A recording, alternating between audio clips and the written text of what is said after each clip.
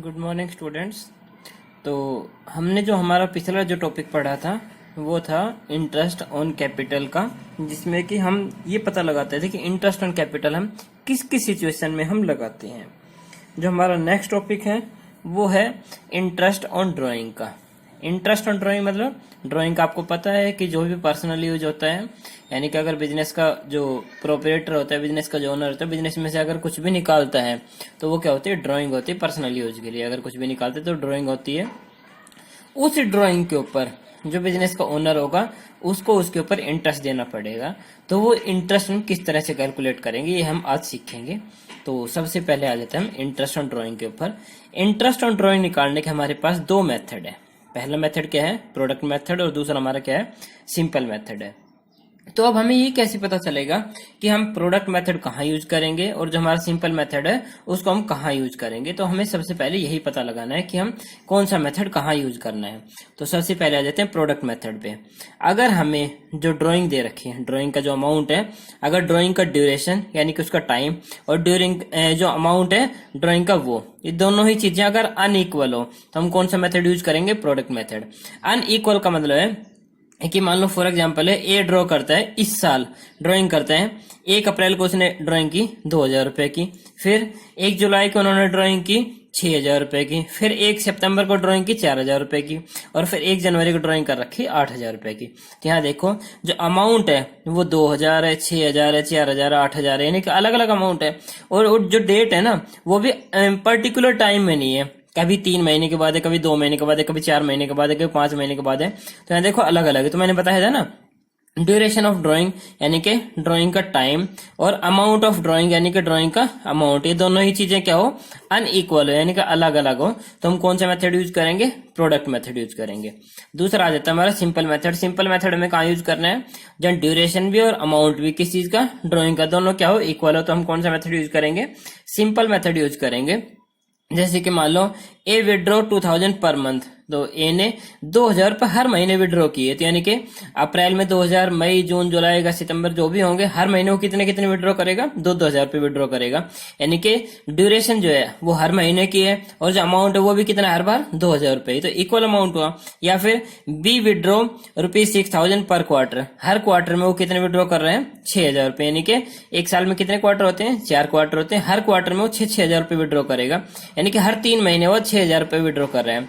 तो जो ड्यूरेशन है वो हर बार 3-3 महीने की है और जो अमाउंट है वो भी हर बार कितना है, 6-6000 रुपये है। तो हम पहले मेथड पे आ जाते हैं यानी कि प्रोडक्ट मेथड पे। जो हमारा प्रोडक्ट मेथड है उसमें हम इंटरेस्ट ऑन ड्राइंग कैलकुलेट कैसे करते हैं, वो देखो। इंटरेस्ट ऑन ड्राइंग कैलकुलेट करने के लिए हमें चाहिए प्रोडक्ट मल्टीप्लाई में रेट ऑफ रिटर्न अपॉन में 100 और मल्टीप्लाई में 1/12। हम ये यहाँ प्रोडक्ट लगाए इसीलिए हम यहाँ क्या लगाएंगे, 1/12 लगाएंगे, ठीक है। अगर हम प्रोडक्ट नहीं लगाते तो हम अलग अलग महीने का इंटरेस्ट ऑन ड्राइंग निकाल सकते थे, लेकिन ये हमारा जो है वो सबसे सिंपल मेथड है जिसमें कि हम प्रोडक्ट मेथड से इंटरेस्ट ऑन ड्राइंग निकालते हैं। प्रोडक्ट मल्टीप्लाई में रेट ऑफ रिटर्न अपॉन में 100 मल्टीप्लाई में 1/12, ठीक है। तो अब हम एक एग्जांपल से सीखेंगे कि इस मेथड में हम इंटरेस्ट ऑन ड्राइंग किस तरह से कैलकुलेट करेंगे। तो पहला आ जाता है हमारा प्रोडक्ट मेथड में। मान लो हमें एग्जांपल दे रखे हैं, calculate interest on drawing at the rate 10% per annum of mister A. Mister A की इंटरेस्ट ऑन ड्राइंग कैलकुलेट करनी है 10% वार्षिक के हिसाब से, यानी कि पर एनम के हिसाब से। Accounts are close on 31 March every year. हर साल जो है अकाउंट्स जो है वो हर साल 31 मार्च को क्लोज होते हैं। हमें यहाँ अमाउंट दे रखे हैं 6000, 3000, 2000 और 4000, और यहाँ डेट दे रखे हमें 30 अप्रैल, 1 जुलाई, 30 सितंबर और 1 जनवरी। यहाँ देखो अलग अलग टाइम पीरियड है। तो हम किससे निकालेंगे, प्रोडक्ट मेथड से निकालेंगे। तो इसके लिए हम यहाँ एक इस टेबल को बना लेते हैं। इस टेबल को बोलते हैं, टेबल में यहाँ हमारा आ जाता है ड्यूरेशन या पीरियड भी बोल सकते हैं इसको, पीरियड या ड्यूरेशन, और यहाँ हमारा आएगा प्रोडक्ट, ठीक है। तो दो चीज हमारे पास आ गई। पीरियड का मतलब है हमारा अकाउंट्स कब खत्म होता है, 31 मार्च को, और हमने अकाउंट जो ड्राइंग की है वो कब की है, 30 सितंबर को, यानी कि 30 अप्रैल से लेके और 31 मार्च तक हमने ड्राइंग कब की है, 30 अप्रैल को, और हमारा अकाउंट्स कब क्लोज होता है, 31 मार्च को। तो 30 अप्रैल से 31 मार्च कितना टाइम होगा, 11 मंथ होंगे। इस 11 मंथ को हमें यहाँ लिख देना है। ठीक है। उसके बाद दूसरी ड्राइंग हमने की थी 1 जुलाई को। 1 जुलाई से लेके 31 मार्च तक कितना टाइम होगा? जुलाई अगस्त सितंबर अक्टूबर नवंबर दिसंबर जनवरी फरवरी और मार्च, तो कितने महीने होंगे? 9 महीने होंगे। जो हमने थर्ड ड्राइंग कर रखी है वो 30 सितंबर को कर रखी है, तो वही 30 सितंबर से लेके और 31 मार्च तक कितना टाइम होगा?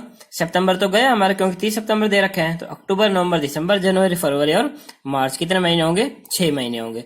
और लास्ट ड्राइंग कर रखे हमने 1 जनवरी को, तो इसमें 31 मार्च तक कितना टाइम होगा? 3 महीने होंगे। तो ये जो टाइम पीरियड हमने निकाला वो यहाँ लिखा जाएगा 9, 6 और लास्ट में हमारा कितना आया? 3।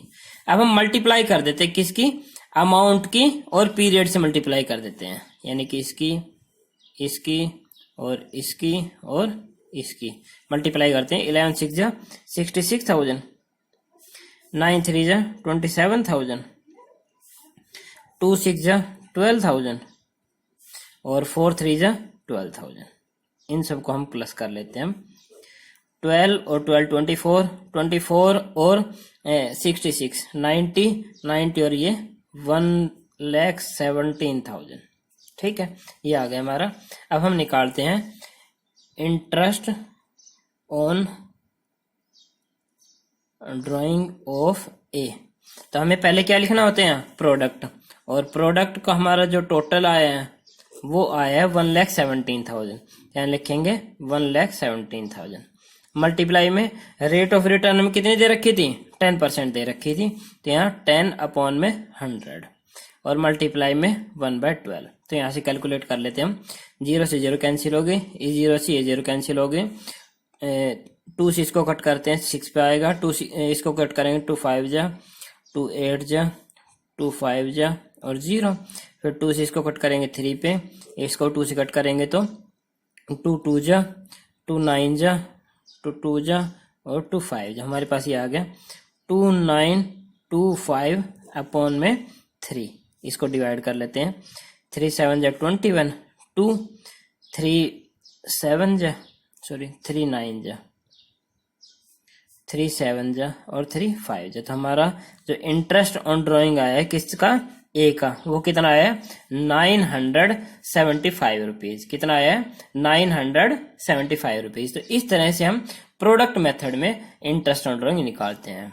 तो बेटा अगर कुछ भी समझ में नहीं आया तो मुझे प्लीज कमेंट करके मुझे बताएं कि आपको ये चीज समझ में नहीं आई है। ठीक है, एक बार आपको फिर से रिपीट कर देता हूँ कि जब हम प्रोडक्ट मेथड लेते हैं तो प्रोडक्ट मेथड में हमें देखना है कि जो ड्राइंग का अमाउंट है और जो ड्राइंग की डेट है वो अलग अलग होनी चाहिए। तो अलग अलग होगा तो प्रोडक्ट मेथड यूज करेंगे।